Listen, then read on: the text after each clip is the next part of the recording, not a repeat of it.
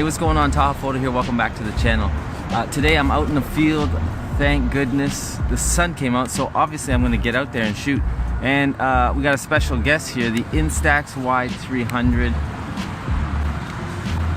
Now you might ask me, why would I shoot with this?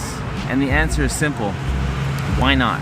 The main reason I love this camera right here, it is a wide format. These are the ones that I took today. The challenge is to take 10 frames and see what I get with those 10 frames, because that's all you get in a pack. Now, another reason I'm shooting with the Instax Wide 300 is I've been shifting my photography slowly over to street scenes, an actual feeling of the moment, not so much people, faces, like playing with shadow and light and seeing how they work together and trying to tell a story through that. I headed out to a neighborhood in Toronto called Parkdale, where there's a lot of vintage buildings and signage, which I totally gravitate to. And I thought the colors that come out of the film would complement my compositions. And you only got really two focuses, right? 3 meters to infinity, or 0.9 to 3 meters. If you don't get it right, then the detail is gonna be a little bit less focused.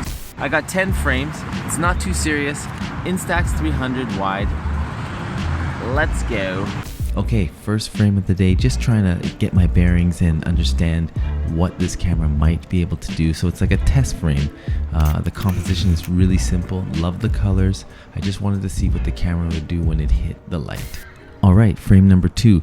Loved shooting this image. I actually had more fun just videotaping the actual scene, but the final composition that I chose was basically the rim finding space between the buildings. It was a lot more contrasty than I thought, so I had to keep in mind that, hey, get as much light as possible in these frames or they're just not going to turn out the way you want to. So I'm going to definitely have to revisit that scene again, because there was a million shots. Okay, frame number 3. This was one of my favorites. I think I loved it for nostalgic reasons, because it's an ice cream truck. Just the warmth off the building. That showed me that the more light you get on the frame, this camera will do a better job. Okay, next frame. I went down a side street and I found this really cool trailer. The light was hitting it perfectly, but my final result was just okay. I thought it was, again, a little bit too contrasty. So I'm seeing some of the limitations of the Instax 300. Great idea though. Frame 5, pretty straightforward. I was just testing the colors. I wanted to see what the Instax would give me. Beautiful yellows, oranges, red. They just really work well with the Instax. And frame 6, I could have sat here all day. There was a gentleman who had an old Montreal Canadiens jacket on, and he was just walking by, but I didn't do him justice. I should have been running across the street to get this shot, but I didn't also want to interfere with the scene.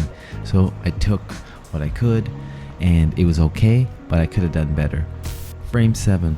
Again, I'm starting to see this pattern where when I'm looking at it visually in real time, it's amazing, and my final result is just okay. And mainly that's because the Instax is going to struggle if it's not getting direct light hit on your subject. But man, when I was shooting it, I'm like, this is perfect. So you just got to go back to these locations at a different time, and you'll get better results.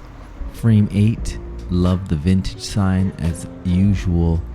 It made me cross the street. I got very curious, and I thought I'd just wait, because I like that this air conditioner had that deep shadow going under it. So I just stayed there and waited for a subject to come through, but I don't think I nailed it. The idea was right, but the final execution was just average. Alright, as we proceed on to frame number 9, love the light that was coming through at this time of the day. The shadow was perfect, and so it was just waiting for subjects that would kind of complement that. I wish I had stepped back more, because I saw the red jackets and the yellow. I should have just stepped back a bit. For the final frame of the day, I realized this is where Instax thrives. Lots of light coming onto the subject, in this case the Coca-Cola sign and the sky, and the colors just come out, they come alive. And it inspired me actually to buy another pack of film. So there you have it, 10 frames, Instax Wide 300. I hope you enjoy it. I put the photos up there. I hope you like some of them. I think that overall, this was just to get some inspiration, some motivation. Okay, and a side note, if you have not subscribed to my newsletter, my new newsletter, please do so.